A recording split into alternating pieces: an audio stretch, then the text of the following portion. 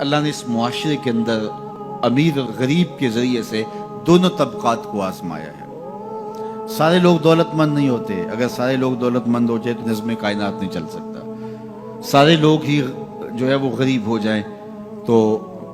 پھر بھی نظم کائنات متاثر، اس نے اوپر نیچے رکھا، یہ اس کا نظم ہے۔ تو یہ آزمائش ہے عمراء کی، ان کو دولت دے کے آزمایا، اور غریبوں کی آزمائش ہے کہ ان کو جو ہے وہ نیچے رکھ کر کے مالی آسودگیاں وہ نہیں دی جو عمراء کو دی، اور وہ اپنی آنکھوں کے سامنے وہ آسودگیاں دیکھتے ہیں، لیکن جب وہ صبر کرتے ہیں اللہ کی رضا کے لیے تو ان کا صلہ رکھا گیا۔ اگر وہ بے صبری کا مظاہرہ کریں گے تو کر پھر بھی کچھ نہیں سکتے، لیکن پھر اجر نہیں ہے۔ لیکن اگر وہ صبر کر لیتے ہیں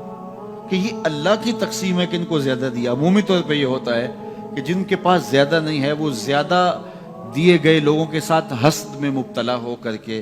اپنی زندگی کو خام خواہ کی اذیت میں مبتلا کر لیتے ہیں۔ ایک مالی کمی اور جو ہے وہ ایک ضعف ان کے پاس موجود ہے، اور دوسری یہ بیماری اپنے ساتھ خود جوڑ لیتے ہیں، تو گویا وہ دو آتشہ تکلیف ہو جاتی ہے ان کی۔ تو وہ ایک مالی ضعف میں مبتلا ہیں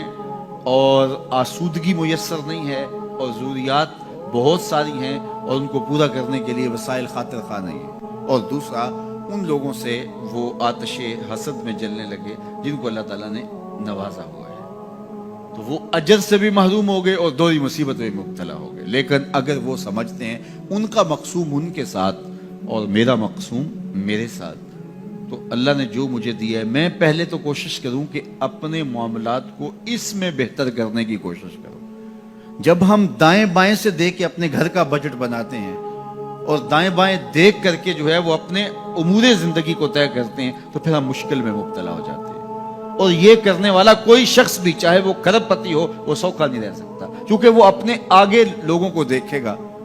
5 مرلے کا ایک مکان ہے کسی شخص کا اور وہ اس کو آسودہ سمجھتا ہے، لیکن اگر وہ اپنے رشتہ داروں، عزیزوں، اپنے دوستوں کو دیکھے کہ وہ 2 کنال کے بنگلے میں رہ رہے ہیں تو وہ 5 مرلے کا مکان سکڑنے لگے گا، اس کو تنگ لگے گا، اس کے اندر اس کی سانس گھٹنے لگے گی۔ لیکن اگر وہ دیکھے کہ میرا فلاں رشتہ دار 3 مرلے کے گھر میں رہتا ہے وہ بھی کرائے کا ہے، تو اس کو وہ گھر ہی محل دکھائی دینے لگے گا۔ اس لیے میرے حضور نے فرمایا کہ اپنے اوپر دیکھو گے تو اوکھے ہو جاؤ گے۔ انظروا الی من هو اسفل منکم، فرمایا اپنے نیچے دیکھو، نیچے دیکھو گے تو زندگی سوکھی ہوگی، اوپر دیکھو گے تو زندگی اوکھی ہو جائے گی۔ اس لیے تمہیں جو دیا گیا اس پر مطمئن رہنے کی کوشش کرو، اس سے اجر بھی ملے گا، اور پھر اپنی چادر کو دیکھ کے ٹانگیں پھیلاؤ گے تو آسودہ رہو گے۔ اللہ اکبر۔ سنو سیدنا علی المرتضیٰ رضی اللہ تعالیٰ عنہ حضور کا ایک فرمان ذکر کرتے ہیں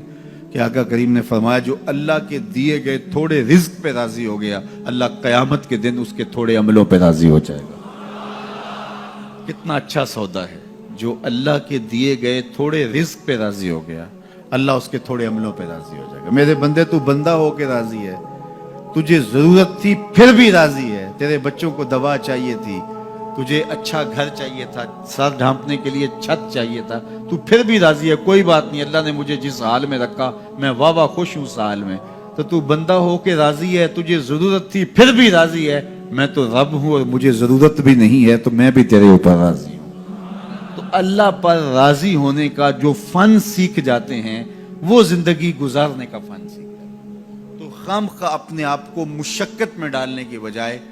جو میسر ہو اس میسر پر اللہ تعالیٰ کا شکر ادا کرنے کی عادت ڈالنی چاہیے، ورنہ اس سے بھی زیادہ تکلیف آ سکتی ہے، تو پھر یہ ماحول اور یہ حیثیت انسان کو جنت لگے گی۔